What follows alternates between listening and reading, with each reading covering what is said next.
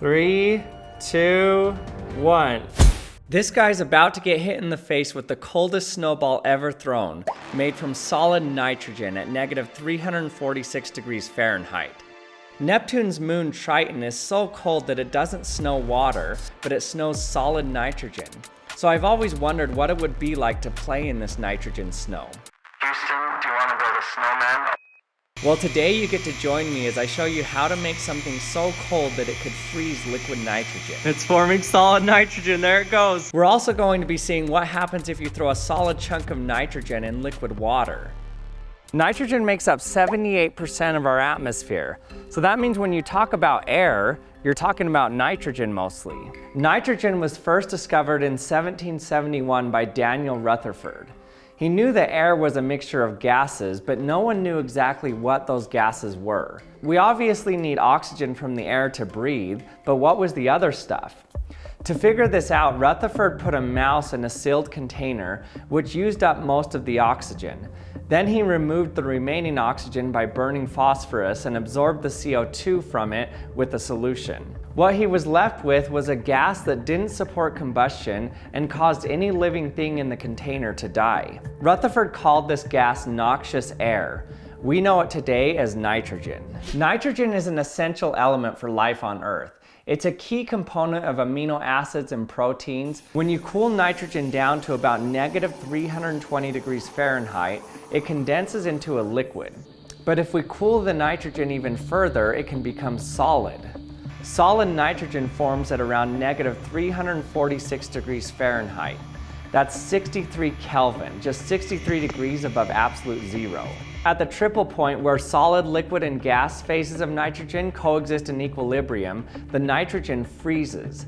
This happens at around 0.12 atmospheres. So what's actually cooling down the liquid nitrogen to make it even colder? Well, when something boils, the fastest moving molecules escape, lowering the average energy of the remaining molecules. This process cools down the substance.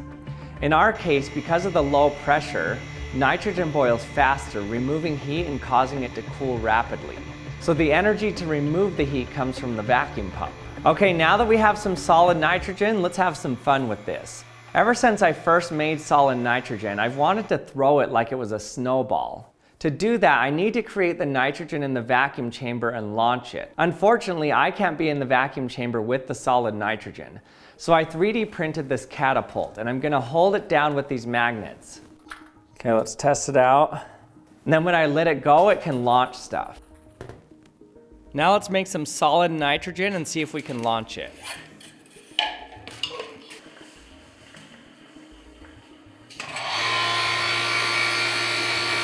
It's getting close to forming solid nitrogen.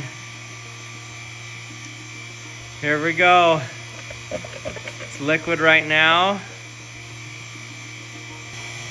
Oh, there it goes. It's forming solid nitrogen. There it goes. Look at that. Look at it puff up. It's like popcorn popping. That is so cool. Okay, now we'll do our first test just to check if the solid nitrogen launcher works. I'm a little afraid it won't work because I'm not sure what these low temperatures are going to do to the catapult launching mechanism. Here we go. 3, 2, 1.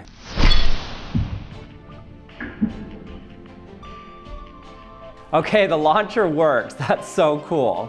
Now let's see what happens if you were to get hit by a negative 346 degree Fahrenheit snowball. So I need a face to throw this at. Now, no disrespect to President Lincoln, but this hollow mask illusion face is the only one I have lying around. Okay, we've got solid nitrogen. Let's launch it.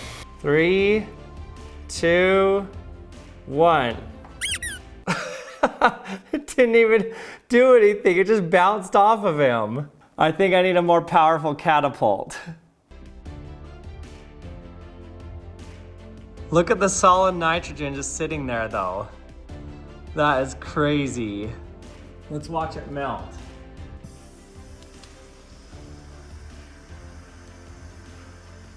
When I let in the pressure, it just melts away. That is so cool. Okay, now I've hooked 2 elastic bands on here that should give it a lot more power. Oh, whoa, there it goes. That was fast. It suddenly just turned into a solid. So it's really spaced out like that because it's boiling as it's turning into a solid. So there's a ton of gaps in there. That is cool.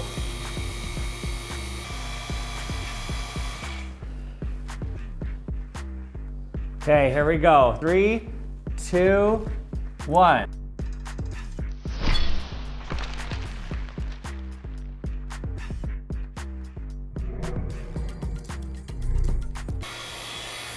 Okay, we're gonna stop it.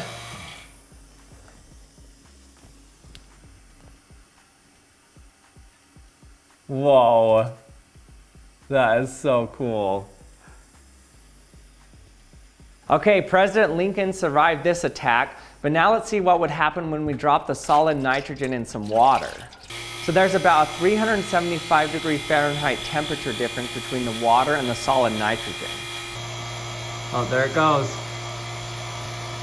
It's freezing.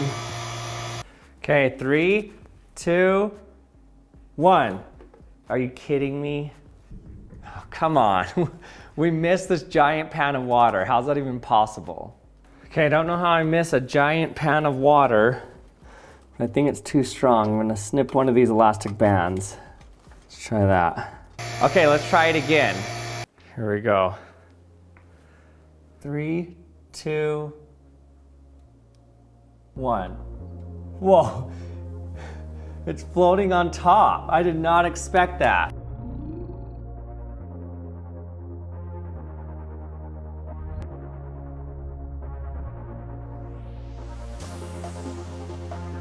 Whoa, this is weird.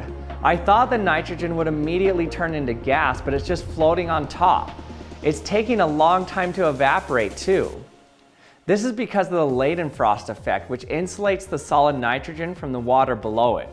That's why it doesn't evaporate right away. It stays on the surface, slowly boiling away. I looked up the density of solid nitrogen, and it's just slightly above the density of water, so I thought it would sink.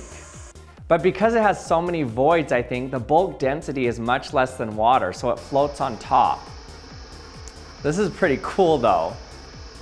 Well, now you know what a snowball fight with solid nitrogen would look like. And thanks for watching another episode of the Action Lab. I hope you enjoyed it. If you haven't subscribed to my channel yet, remember to hit that subscribe button, and we'll see you next time.